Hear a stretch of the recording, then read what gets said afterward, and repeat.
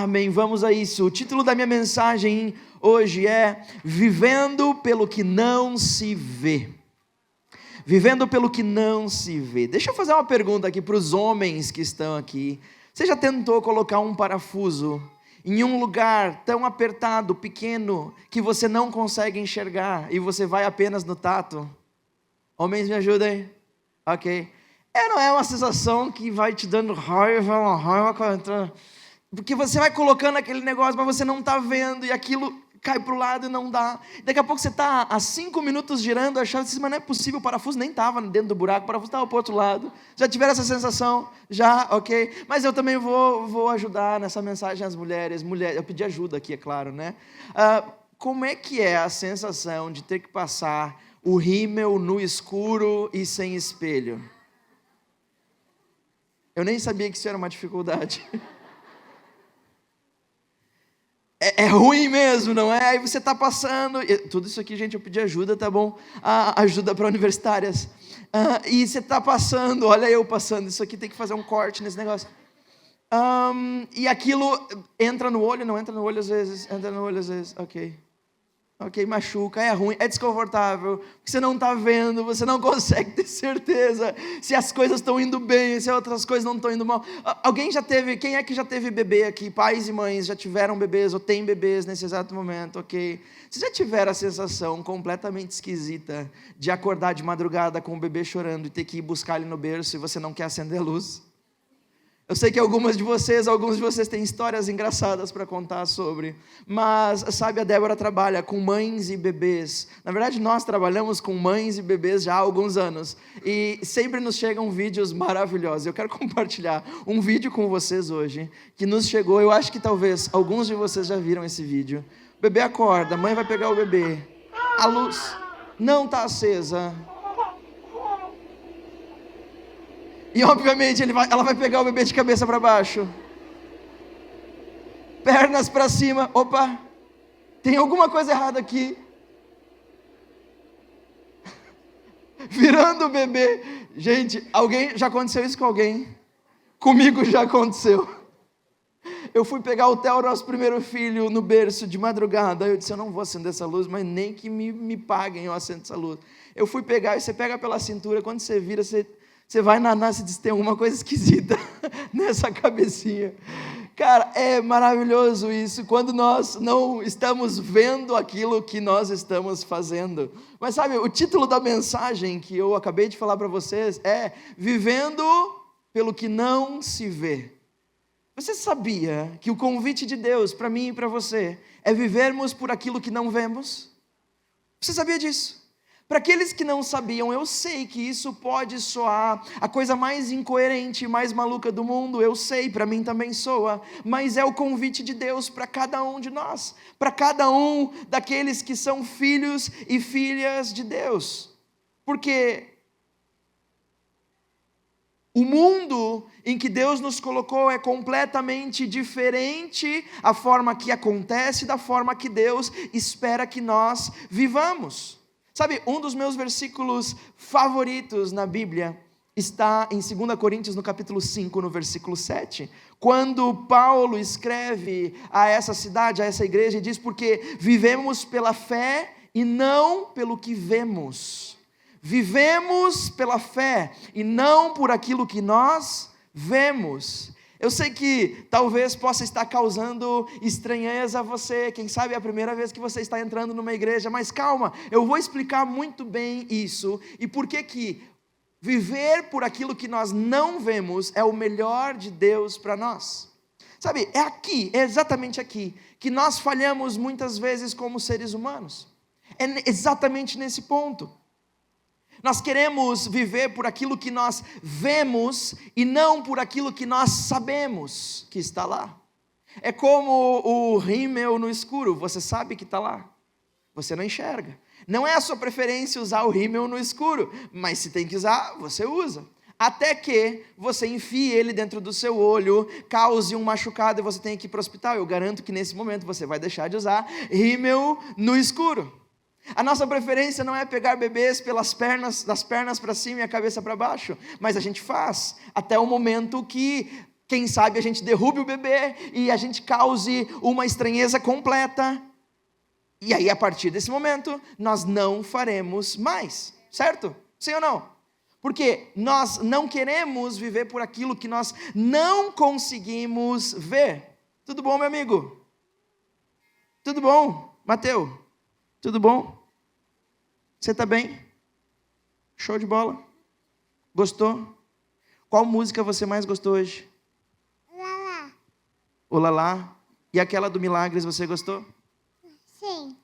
Aquela é a mais maravilhosa, não é? Show de bola. Será que eles vão cantar de novo? Não sei, talvez sim, né? Ele ama essa música, Milagres. Sabe, e nós vivemos por aquilo que nós enxergamos e não queremos viver por aquilo que nós sabemos e conhecemos. Sabe, isso nos causa frustrações e decepções muitas vezes na nossa vida. O pior de tudo é que isso também nos causa desconexão completa com Deus. Quando? Quando nós queremos viver por aquilo que nós vemos e não por aquilo que nós cremos. O Espírito de Deus nos chama, o Senhor Jesus nos chama a vivermos por aquilo que nós cremos e não por aquilo que nós vemos. Quem sabe não está à sua vista, mas está lá. O Espírito de Deus, ninguém pode enxergá-lo, mas ele está aqui. Eu quero contar a história que, quem sabe, alguns de nós nunca ouvimos antes. E essa história é um dos maiores governadores do Egito, um dos maiores governadores que o Egito já teve. Essa história é a história de José. E essa história não começa com José, esse governador do Egito, como governador. E nem começa com José como senhor, nem José com honra. Essa história começa com José sendo um dos filhos de 12 filhos de uma família. E a história conta, deixa eu resumir rapidinho para vocês, para a gente ler o texto e fazer sentido. A história conta que José era um dos filhos de 12 filhos do seu pai e da sua mãe, e era o filho preferido do pai. E por ser o filho preferido, o pai o honrava mais do que os outros filhos. Os outros filhos iam para o trabalho duro, enquanto José ficava numa boa. Os outros filhos usavam a mesma roupa de sempre, enquanto José ganhava as roupas novas. Né? E é por isso que alguns de nós chamam os filhos caçula de pequenos Josés, os Josézinhos. Quantos Josézinhos temos aqui? Ok, eu tenho um Josézinho aqui, ó. É isso. Os filhos, os últimos.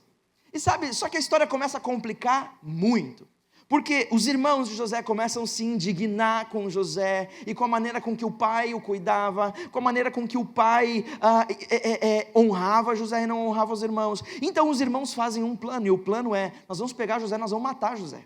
Chega, ninguém aguenta mais José. José ainda para ajudar teve um sonho, e ele tinha muitos sonhos, era o cara de sonhar. Isso é comum com Josézinhos. Ele tinha sonhos, e nos sonhos de José, os irmãos e os pais de José se dobravam diante dele, como se ele fosse a pessoa mais importante da família. E isso piorou as coisas demais para José. Os irmãos então tramaram um plano para assassinar José.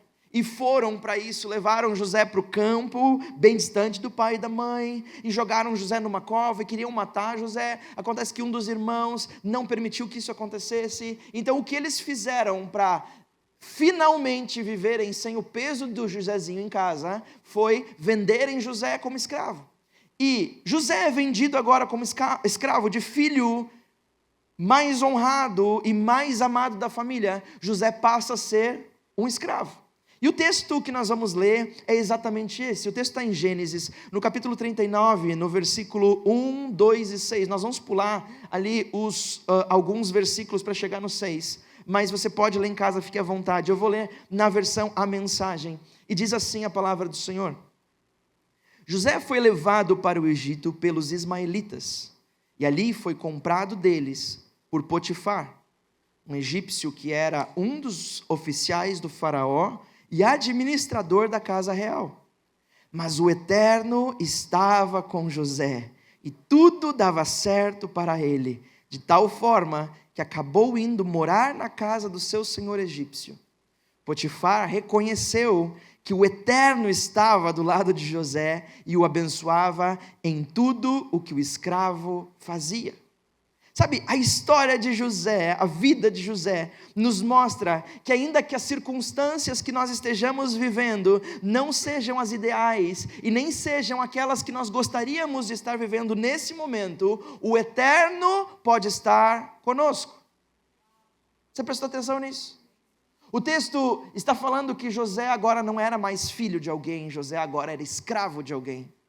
E o texto não diz que Deus retirou e libertou José da escravidão para o abençoar. Não, disse que no contexto em que José estava vivendo, por mais que ele não quisesse estar vivendo, ali mesmo o Eterno o abençoava em tudo.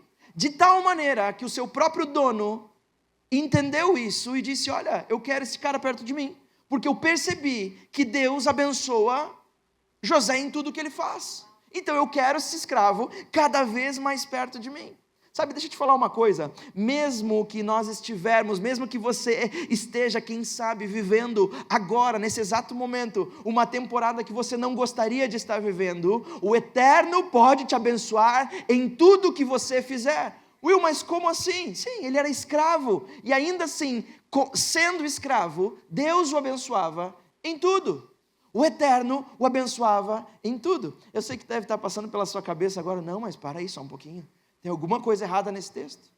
Porque Deus não quer a escravidão para ninguém. Deus não quer morte para ninguém. Deus não quer destruição para ninguém. Deus não quer que as pessoas fiquem vivendo dias difíceis. Deus quer vida fácil para todos. Deixa eu falar uma coisa. Isso aí, quem colocou na nossa cabeça são os famosos coaches do Brasil. Mas a Bíblia não diz isso. A Bíblia diz que aonde nós estivermos, sejam tempos de bonança, sejam tempos de dificuldade, o Eterno está conosco e nos abençoa onde nós estivermos, até que nós não estejamos mais ali. Agora, os lindos por aí pregam isso. Só que isso não é a Bíblia. Isso não é a Bíblia. O Eterno estava com José. Ou seja, as minhas circunstâncias não têm poder de mudar as bênçãos do Eterno sobre mim. As coisas que eu vivo hoje, as minhas circunstâncias não determinam as bênçãos do Eterno sobre mim. Você já parou para pensar nisso? Às vezes nós olhamos as nossas circunstâncias e quando as coisas não são favoráveis, nós automaticamente dizemos ou pensamos ou vivemos ou os três juntos: Deus, tu não está comigo. José sim poderia dizer isso. Ele era escravo. De filho mais honrado e mais amado para escravo, de um dia para o outro, José poderia dizer isso, mas ele não dizia isso, porque o Eterno estava com ele em tudo o que fazia. Eu posso sim passar dificuldades, eu posso sim estar numa crise, mas o Eterno pode me abençoar no meio da minha crise, no meio da minha dificuldade, no meio do meu tempo ruim, no meio da tempestade. As bênçãos do Eterno sobre mim não significam necessariamente que Ele vai me tirar dessa temporada imediatamente. Não significa isso. Você percebeu a diferença aqui? A bênção do Eterno versus a crise que José vivia. As duas podem coexistir. Por quê? Porque a temporada que eu vivo hoje é apenas a preparação do Eterno para aquilo que eu vou viver amanhã. A temporada não pode passar simplesmente sem deixar as suas marcas. Quais marcas? A marca de preparação. A marca de eu estar pronto. Mas como assim estar pronto? No meu coração. Sabe, muitos de nós, como seres humanos, precisamos que a temporada que estamos vivendo quebre o nosso orgulho, para que Deus possa nos colocar sobre mais, e nós possamos ser abençoados sobre mais. Porque Deus não fará que a temporada que fere o nosso orgulho acabe enquanto o nosso orgulho não for quebrado e esteja dentro da vontade de Deus para nós. Está dando para entender? É aqui que nós estamos. Sabe, os nossos desafios, o nosso desafio para 2025, o meu desafio para 2025 é vivermos pela fé e não por aquilo que nós vemos. Da mesma forma que José viveu. Agora, deixa eu te ajudar, assim como esse texto me ajudou. Como José viveu? Porque como José viveu, como José passou por temporadas difíceis, e quem conhece a história de José já está imaginando e lembrando de todos os momentos difíceis, que a escravidão não foi o pior deles, a coisa piorou. Vocês já vão ficar sabendo um pouco mais, se você nunca ouviu essa história. Como José viveu, onde ele viveu, na temporada que viveu, fez com que ele saísse daquela temporada e fosse para a próxima, saísse da próxima e fosse para a seguinte. E de um filho que virou escravo, José se tornou o governador do Egito. Como isso é possível? A primeira coisa que nós vemos na vida de José é que José cresceu, amadureceu onde ninguém crescia, onde ninguém amadurecia, em lugar que nós chamaríamos como terra estéril, terra seca, lugar que nada cresce, lugar que nada desenvolve, lugar onde tudo morre. José cresceu aonde ninguém crescia, amadureceu onde ninguém amadurecia. Lembrem-se, nesse momento nós estamos falando de que José passou de filho para escravo. E uma parte do versículo que nós lemos diz que o Senhor estava com José. José morava na casa do dono dele e ia muito bem em tudo. O dono de José viu que o Senhor estava com ele e o abençoava em tudo o que fazia. Você pode perceber isso agora? Quem sabe no momento de vida que você está vivendo, nesse exato momento, sentado aqui nesse auditório. Quem sabe, assim como qualquer outro ser humano normal, você está se queixando por estar vivendo esse momento agora, se perguntando todos os dias: Deus, por que eu? Por que de novo? Por que isso não acaba? Deus, outra vez, eu não aguento mais, eu quero sair daqui. Deus, já não é suficiente essa temporada, já não machucou demais os meus pés. Deus, eu não aprendi tudo o que eu tinha para aprender. Quem sabe você está com a mesma dúvida de outras centenas e milhares de pessoas no nosso país. Deus, já não chega? Deixa eu te dizer uma coisa: para de viver olhando para a tua situação agora e começa a viver pela fé, vivendo por aquilo que você não consegue enxergar, mas por aquilo que você crê que está lá. Porque nós não vivemos por aquilo que nós vemos, mas por aquilo que nós cremos. Nós podemos estar vivendo dias sombrios, como José estava vivendo, mas ainda assim, o Eterno continua com você. Ainda assim, o Eterno está ao seu lado, o tempo que for necessário nessa temporada. E deixa eu te contar um segredo: na próxima temporada, e quem sabe você está esperando descanso, alívio, respostas, quem sabe a próxima temporada reserva algum descanso, reserva algum alívio, reserva algumas respostas. Mas deixa eu te falar uma coisa: enquanto estivermos nessa terra, a próxima temporada também reserva outras novas dúvidas, outros novos desafios, outras novas muralhas para escalar, porque nós estamos no processo de construção em Deus. As coisas só acabam quando Ele disser que terminou. Ainda assim, o Eterno pode nos abençoar. Lembre-se disso: a temporada que você vive hoje é apenas a preparação do Eterno para aquilo que você vai viver amanhã. José estava como escravo. José não era escravo, José estava como escravo. Mas lá na frente, José seria governador do Egito. Nunca houve, nem haverá um governador para o Egito tão bom quanto aquele que sentiu como os súditos viviam. Nunca houve governador do Egito tão bom como aquele que sentiu na pele o que era ser um escravo no Egito, o que era ser um servo no Egito. Deus estava preparando José para um cargo que nem sequer ainda existia. Você sabia que o cargo de governador no Egito simplesmente não existia?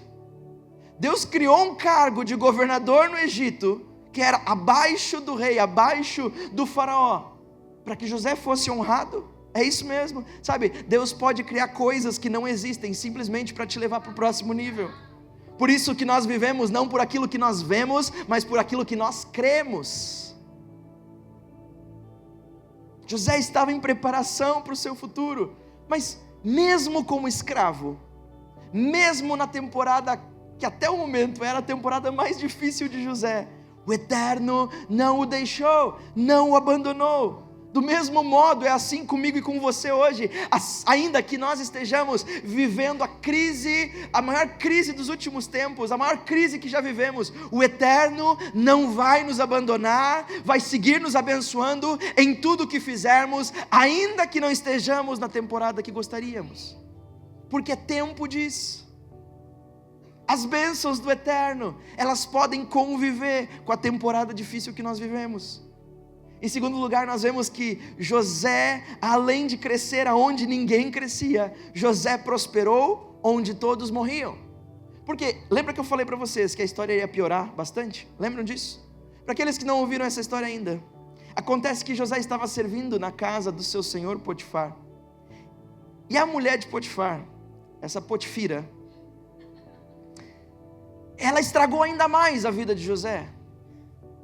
Porque ela tramou algo que no final das contas José foi preso na masmorra do rei por fazer algo que ele não tinha feito. José foi preso injustamente. Você sabe quanto tempo José ficou preso? Alguns de nós acham que José ficou preso, quem sabe 1, 2 semanas, até que as coisas desenrolaram. Mas sabe, a história nos mostra que no mínimo, mas não só, José ficou pelo menos preso 2 anos.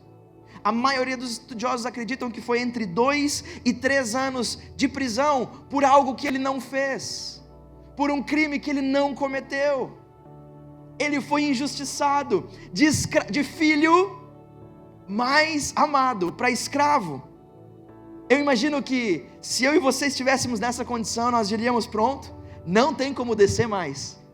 Não tem como ir mais para baixo. Não tem temporada mais difícil que essa. Se eu sobreviver a essa, qualquer uma é fichinha. E aí de repente vem mais uma rasteira. E agora José se torna não só escravo, mas José se torna um prisioneiro. Mais de 2 anos preso por algo que não fez. O texto que mostra isso diz que o senhor dele, Potifar, agarrou José, o pôs na cadeia onde ficavam os presos do rei. José ficou ali, mas o Senhor estava com ele e o abençoou, de modo que ele conquistou a simpatia do carcereiro. O carcereiro colocou José como encarregado de todos os outros presos, e era ele, José, quem mandava em tudo o que se fazia na cadeia. Sabe, quando você achar que não dá para descer mais, não dá para ficar mais distante das bênçãos do Senhor, aí que o Senhor vai mostrar para você que é possível. Não importa o mais fundo do poço que você está, não importa a temporada que nós vivemos na nossa vida, não importa como foi o 2024, nem como será o 2025, saiba de uma coisa: o Eterno está conosco, o Eterno está com você.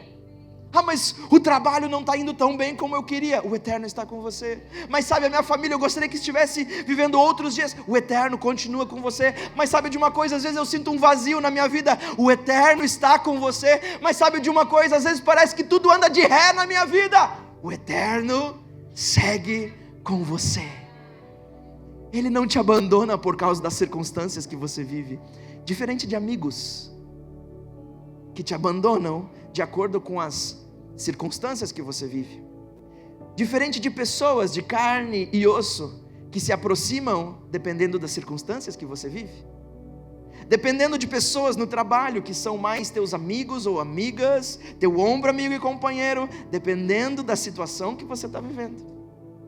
O Eterno não muda, Ele é sempre igual.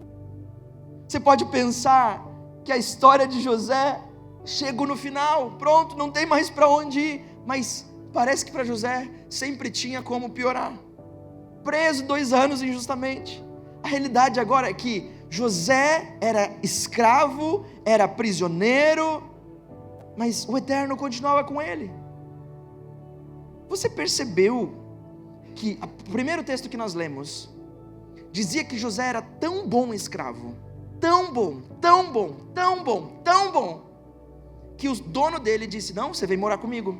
Você lembra desse texto? Você vem morar comigo, porque você é muito bom, eu te quero perto. Qual a probabilidade, contem aí para mim, de José deixar de ser escravo um dia? 0. Ele era, quem sabe, o melhor escravo. Não tinha ninguém que cuidava da casa tão bem como José. Por que o dono de um escravo iria abrir mão de um escravo tão bom assim?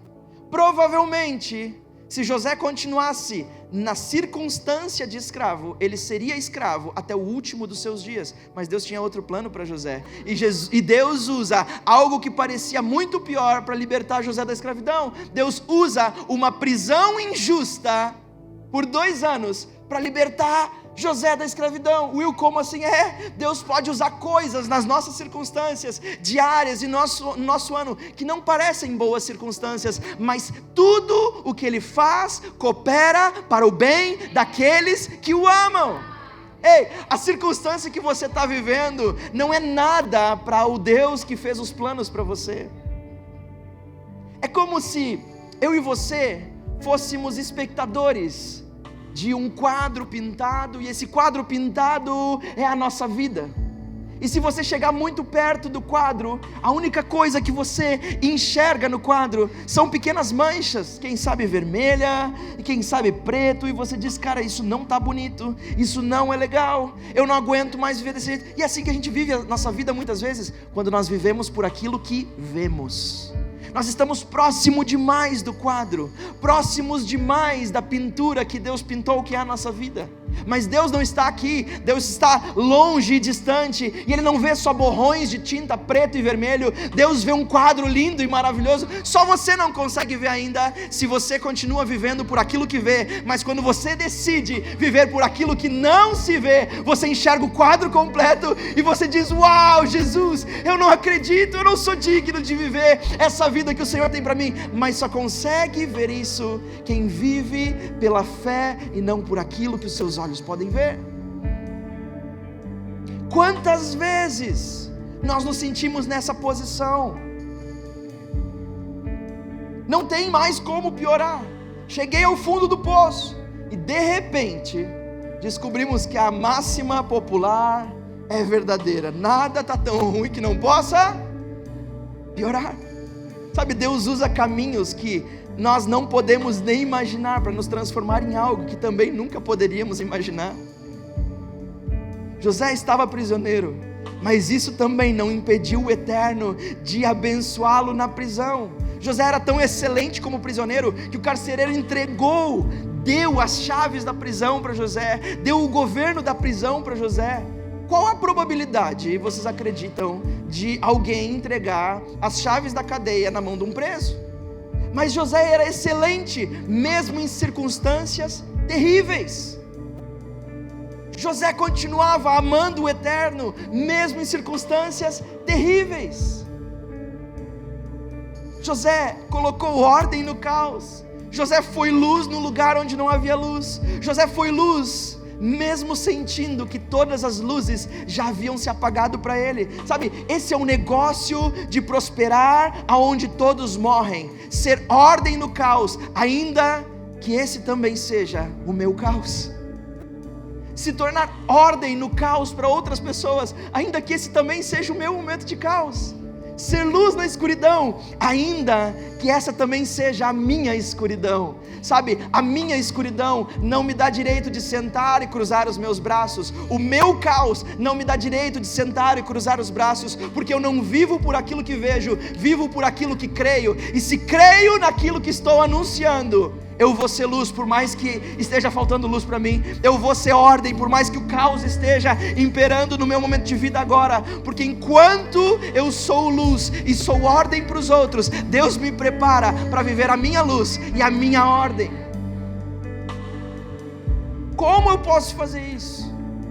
Como eu vou conseguir animar outros se eu estou na mesma situação que eles? Isso não pode ser, isso não é verdade, não dá para fazer isso. Sabe, o segredo está em 2 Coríntios capítulo 5, versículo 7, quando nós já lemos que o escritor diz, eu vivo pela fé e não por aquilo que vejo. O segredo está em viver por aquilo que nós cremos e não por aquilo que os nossos olhos enxergam. Aquilo que eu creio é que sou filha e filho amado pelo Pai. É por isso que eu não me dobro às imoralidades no meu meio.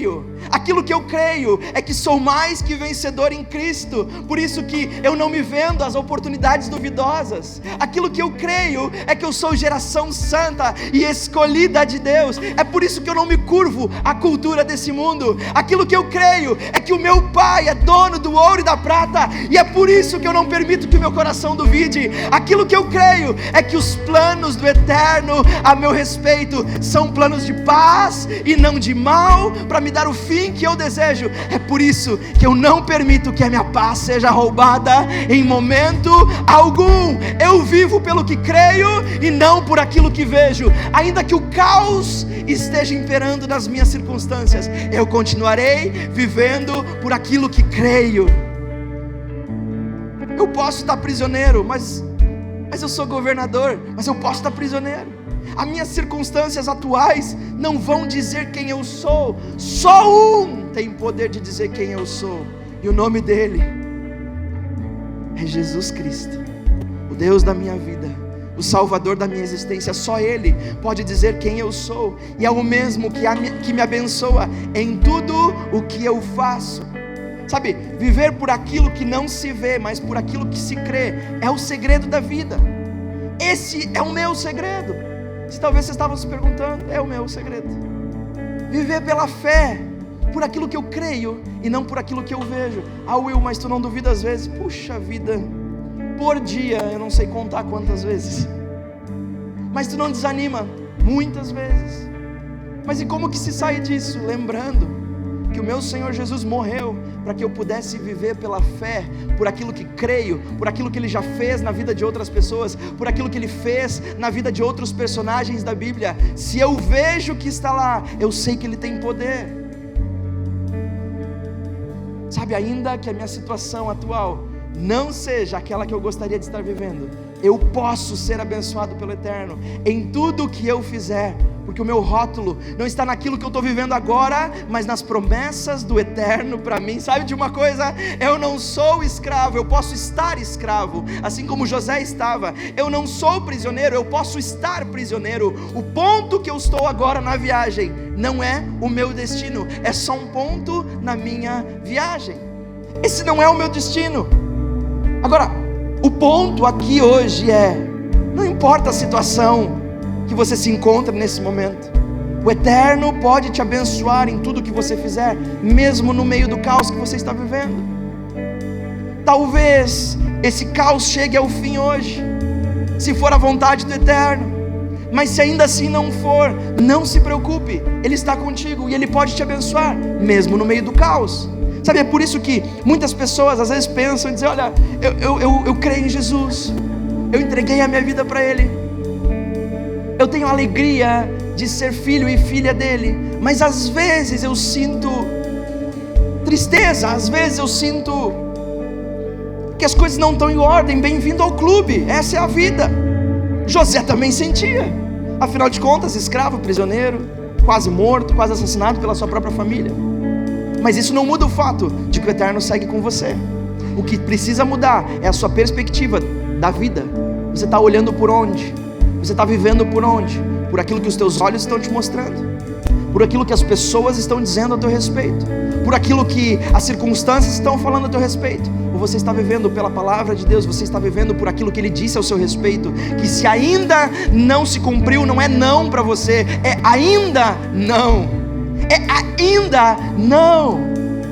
Sabe, a bênção do Eterno não está condicionada àquilo que nós vemos com os nossos olhos. A bênção do Eterno é uma decisão do Eterno sobre você. Sabe, nessa manhã eu tenho um convite para te fazer. E o convite é para algumas pessoas. Em primeiro lugar, eu vou fazer 2 convites. O convite, em primeiro lugar, é para aquelas pessoas que depois de ouvirem essa história desse camarada chamado José,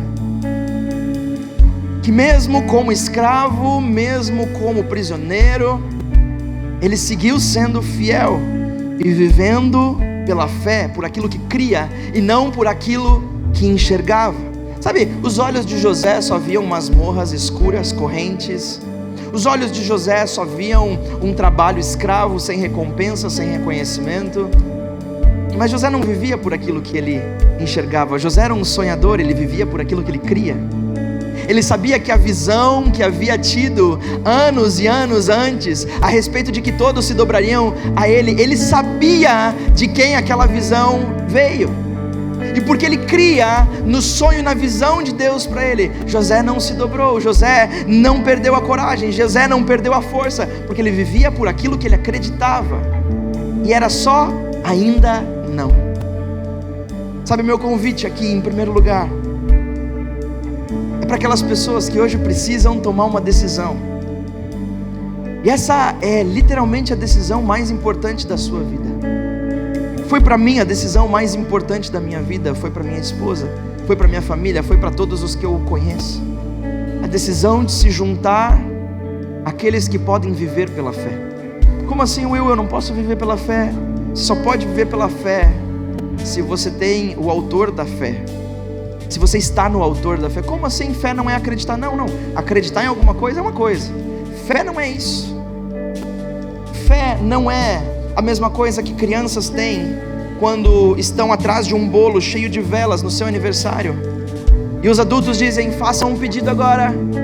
E aí sopra as velinhas. Isso não é fé. Isso é acreditar em nada, no vazio. Isso não é fé. Fé só é fé quando o autor da fé entra na nossa vida.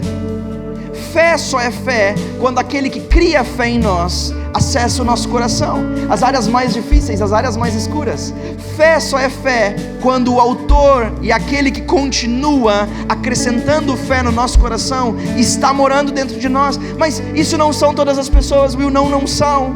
A Bíblia não fala que todos nós somos filhos de Deus, a Bíblia fala que todos nós somos criaturas de Deus.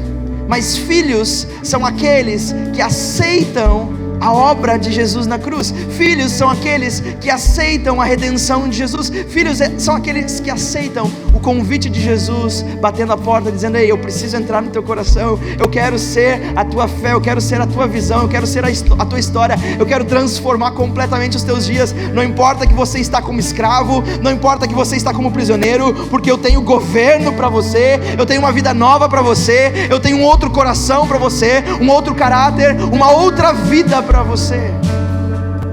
Por isso eu gostaria de convidar toda a igreja que pudesse ficar de pé, por favor. E eu quero orar por você que precisa hoje tomar essa decisão. Essa é a decisão, como eu falei, mais importante da sua vida. Sabe, Paulo fala na carta que ele escreveu aos Romanos, no capítulo 10, no versículo 9 e 10, e ele diz, se com a boca você confessar que Jesus é o Senhor e crer com o seu coração que Deus ressuscitou dentre os mortos, você será salvo. Você será salvo. Will, como assim? Esse é o momento exato em que nós abrimos o nosso coração, abrimos a nossa vida, abrimos a história dos nossos dias e dizemos, Jesus, acessa os lugares mais escuros da minha escravidão, os lugares mais escuros da minha prisão. Sabe, esse é o momento em que você pode acessar aquilo que nós estamos falando, de que nós não precisamos e não necessitamos viver por aquilo que vemos, por aquilo que as nossas circunstâncias estão dizendo, mas podemos viver por aquilo que nós cremos que o nosso Senhor já decretou ao nosso respeito. E você só acessa isso através do Senhor Jesus. Em alguns segundos eu vou pedir que todo o auditório possa fechar os seus olhos, apenas para que as pessoas possam ter o seu momento de individualidade com Deus. E eu vou orar por todos aqueles que disserem, Jesus, entra na minha vida, eu quero abrir meu coração para Ti, eu quero Te ter como Senhor dos meus dias, Senhor da minha vida. E eu vou fazer uma contagem até 3, quando todos estiverem de olhos fechados. E quando eu chegar no 3, se a sua decisão for entregar a sua vida para Jesus, de olhos fechados mesmo, todo auditório está de olhos fechados, eu gostaria que você fizesse um aceno de mão, apenas para que eu soubesse por quem eu vou orar. Eu não vou te pedir para vir aqui à frente, eu vou orar por você daqui onde eu estou e você aí onde está na sua cadeira. Mas eu quero entregar a sua vida para Jesus. Vamos fechar os olhos, todo auditório. Número 1, Deus te ama tanto que Ele escreveu um plano perfeito para a sua vida. Ele não se negou a dar as suas bênçãos para ti. Ele não se negou uma vida nova para ti. Muito pelo contrário, Ele me resgatou. Ele te resgatou de um lugar que ninguém poderia ser salvo, de um lugar que ninguém poderia se resgatar sozinho. Número 2, Jesus é o Filho de Deus, aquele que está aqui hoje, diante de mim e diante de você. Assim como deu vida nova a tantas pessoas, assim como me deu uma vida nova, uma nova oportunidade, Ele quer te dar uma vida nova hoje. Número 3, se essa é a tua decisão, faz um aceno de mão, aí onde você está. Amém, amém, estou vendo. Amém, amém, amém, pode baixar sua mão, eu quero orar por você. Essa é a melhor decisão, a maior decisão que você poderia tomar. Eu gostaria que você repetisse as minhas palavras depois de mim, para que essas palavras sejam as tuas palavras para o eterno nessa manhã. Mas nós não vamos fazer isso sozinhos, nós vamos fazer isso como igreja, porque nós queremos te animar e te impulsionar nessa decisão nessa manhã. Prontos para isso, igreja? Prontos para a melhor parte, igreja? Diga assim comigo: Senhor Jesus, nessa manhã eu entrego os meus dias nas tuas mãos. Nessa manhã eu reconheço que tu és o meu Senhor e o meu Salvador. Apaga os meus pecados, me dá uma vida nova na tua presença. Eu entrego o meu futuro em ti, em nome de Jesus. Amém e amém, igreja. Será que nós podemos honrar a vida dessas pessoas que tomaram a decisão de abrir o seu coração para Jesus nessa manhã? Sejam bem-vindos à casa, sejam bem-vindos à família. Esse é o lugar que o Pai sonhou para você. Não há outro lugar melhor para você do que a presença do Pai.